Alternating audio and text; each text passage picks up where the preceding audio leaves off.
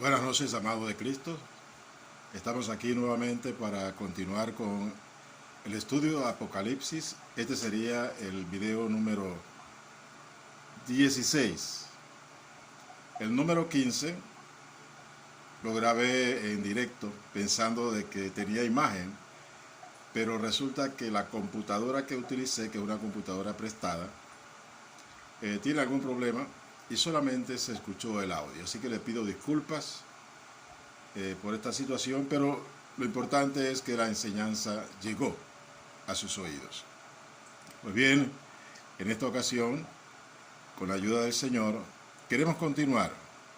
Y sí quiero pedirles disculpas porque yo me había comprometido con el hermano pastor Alvarado, Ricky Alvarado, de hacer esta grabación, la siguiente, al video número 15, hacerla hace una semana, 8 días, fue el sábado pasado, 9 días. Y realmente hice las grabaciones, hice 4 grabaciones en toda la semana, dándole continuidad a lo que es el estudio, pero infelizmente no he podido subirla, solamente la tengo en el dispositivo, en el celular, y no he podido subirla a YouTube. He hecho lo imposible por tratar de subirla, pero no lo he logrado. Así es que lo que vamos a hacer en esta noche es una prueba final, tal vez, para tratar de hacerles llegar la continuidad de esta enseñanza hasta ustedes. Así que les pido disculpas al pastor, igual a todos los hermanos y hermanas que están siguiendo este estudio del Apocalipsis. Vamos a orar para que el Señor nos ayude. ¿Les parece? Muy bien. Nuestro Dios y Padre, te damos gracias en este momento porque nos podemos reunir a través de la tecnología digital para compartir tu palabra, el entendimiento de ella que me das para asimismo compartir a tu pueblo. Yo oro en el nombre de Jesús ahora que tú me ayudes y ayudes a mis hermanos. Derrama gracias sobre nosotros. Derrama, oh Dios, sabiduría e inteligencia. Y asimismo también afina nuestros oídos para escuchar tu palabra y la voz de tu Santo Espíritu. Yo oro delante de ti, Señor, para que solamente surja en mí tu palabra que me ha sido dada y que no tenga mezcla de ningún pensamiento humano, nada de mi corazón, sino lo que viene de tu corazón, de lo que viene de tu presencia. Oh Dios, dándonos entendimiento de esta palabra que estamos estudiando, que es el Apocalipsis. Señor, glorifica tu nombre en la enseñanza y asimismo toca los corazones para que hagas tu obra en nosotros y tú nos perfecciones en ella. En el nombre de Jesucristo. Amén y amén. Damos gracias al Señor por poder continuar. Así es que estamos estudiando y compartiendo el significado de esa mujer Jezabel, la cual se habla en la iglesia, el mensaje a la iglesia a Tiatira. Así que vamos a continuar y vamos a ver el perfil de esta mujer. ¿Y por qué en el video anterior afirmamos de que se refiere a una mujer en la iglesia a quien se le ha concedido o conferido autoridad? Autoridad para gobernar la iglesia, autoridad para ministrar en la iglesia, autoridad para tener influencia sobre el pueblo de Dios que se reúne en la iglesia local. Y dijimos, o adelantamos, de que a nuestro entender se está refiriendo a la esposa del pastor. La esposa del pastor es la esposa del pastor. Ella no es pastora. El llamado es del esposo, no de ella. Ella sí es, la esposa es ayuda idónea, pero el llamado a pastorear a las iglesias es del pastor. Pero se ha introducido en las iglesias la figura de la esposa del pastor como pastora. Y también se le confiere autoridad sobre las ovejas. Y esto es contrario a la palabra del Señor. Y es lo que vamos a ver. ¿Por qué el Espíritu la llama esa Jezabel? Esto es importantísimo para poder nosotros discernir realmente de lo que el Señor quiere corregir en la iglesia. Pues bien, vamos ahora a darle continuidad y vamos a analizar la figura de la Jezabel original, la esposa de Acab, el rey de Israel. Habíamos hablado en los videos anteriores, que no los pude sacar, no los pude subir a YouTube, de que la mujer de Acab, la esposa de Acab, tenía unas características muy notables, por lo cual ella ejerció influencia sobre Israel. Tomando en cuenta que Israel era una parte del pueblo de Israel, como nación de Israel, que se dividió del reino de Judá. Esta división se dio justamente por el pecado de Salomón.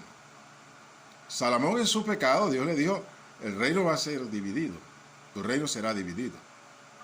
Y en efecto sucedió no en sus días, sino en los días de su hijo, que lo sucedió. Bueno, total es que el reino se parte en dos. Queda el reino de Judá, en la cual los reyes venían del linaje de David.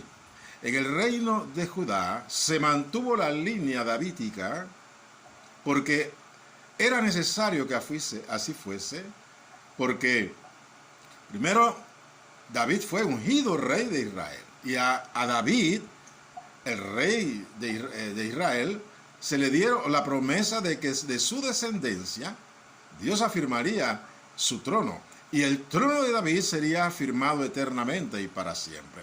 Era el trono del rey David. Este trono se mantuvo en el reino de Judá. Todos los reyes que gobernaron el reino de Judá eran descendientes de la sangre de David, del rey David. Y de ahí es donde viene entonces la descendencia hasta María y José, que en María se engendra lo que es el Señor Jesucristo por el poder del Espíritu Santo. María era de la casa de David. Así que el santo ser que nació o se formó y nació del vientre de María era descendiente del rey David, cumpliéndose así la palabra del Señor dada a su siervo el rey David, 1000 años antes de que naciese el Señor Jesucristo. Pues bien, no así sucedió con las tribus que se separaron, que fueron 10. Estas 10 tribus conformaron lo que es el reino de Israel, cuya capital estaba en Samaria. Pues bien, esta división que se dio en el reino de Israel, conformando dos reinos, el reino de Judá y el reino de Israel, se dio justamente a causa del pecado. Hubo la división. Y los reyes de Israel, ahí cualquiera que tuviese fuerza y tuviese el respaldo del ejército, ese llegaba a gobernar en el reino de Israel.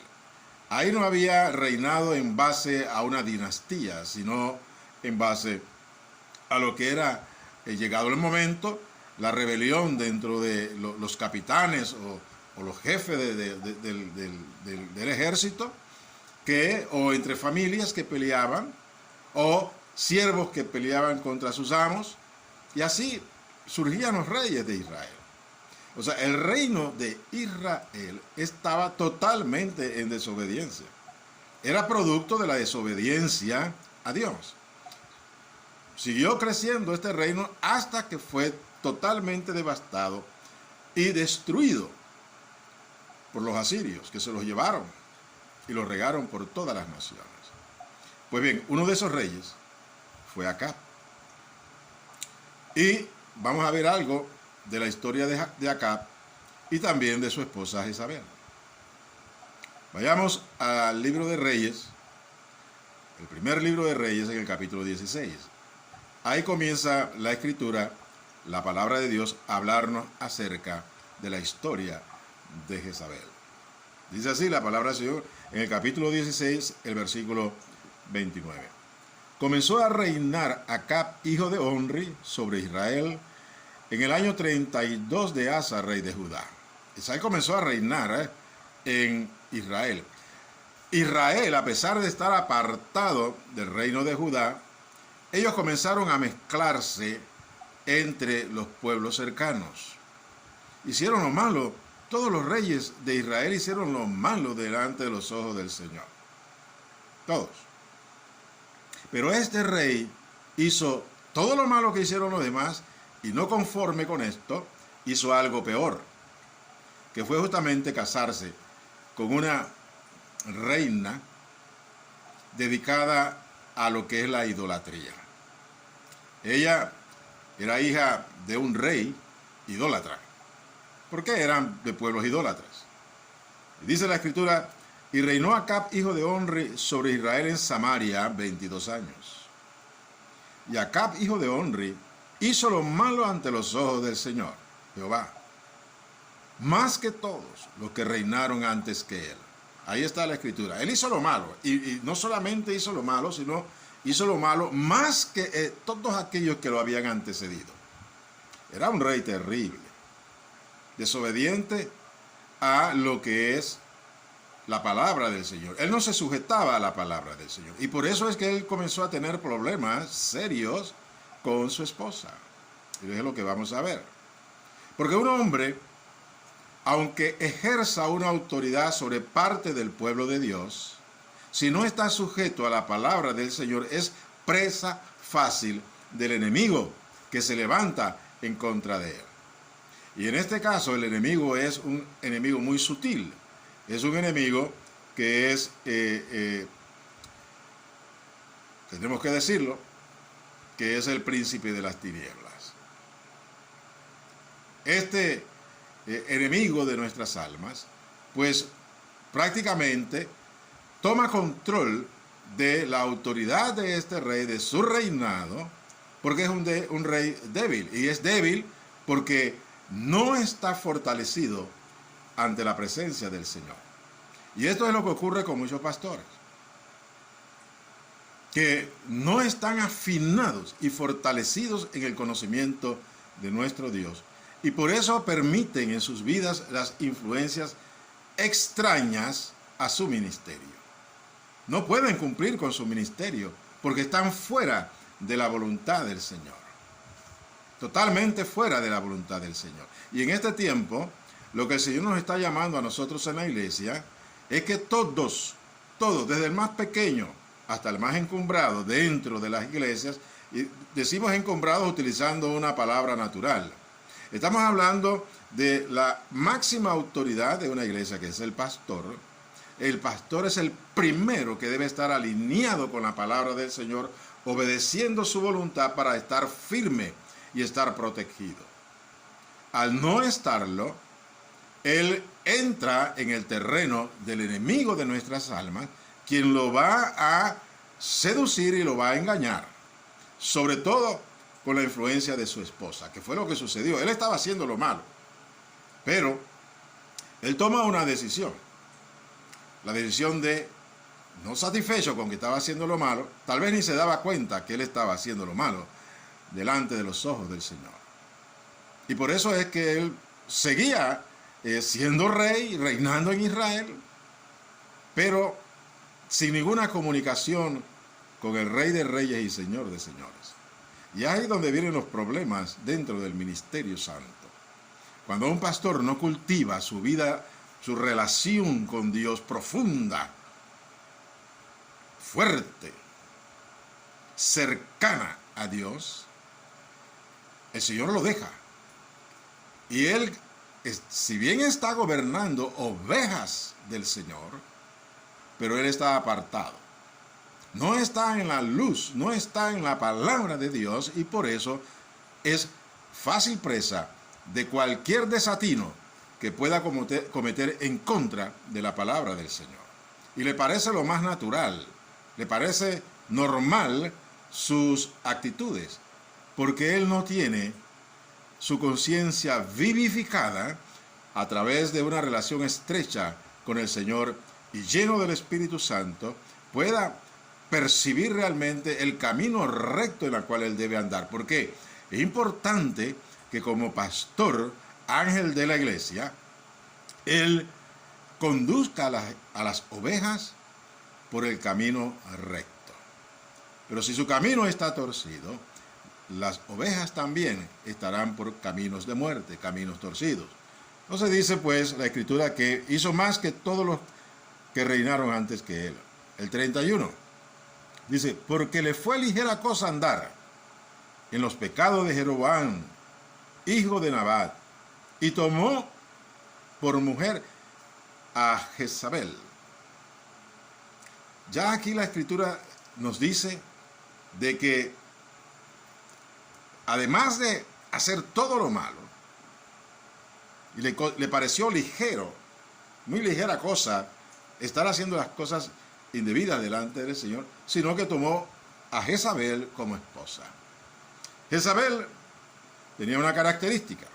Jezabel dice, hija de El-Baal, rey de los Sidonios, y fue y sirvió a Baal y lo adoró. ¿Por qué él fue, sirvió a Baal y lo adoró? Él, aparentemente, hasta este momento, él estaba haciendo cosas erradas en su responsabilidad como rey. Pero después que él se casa con Jezabel, él comienza a adorar a Baal y a los ídolos.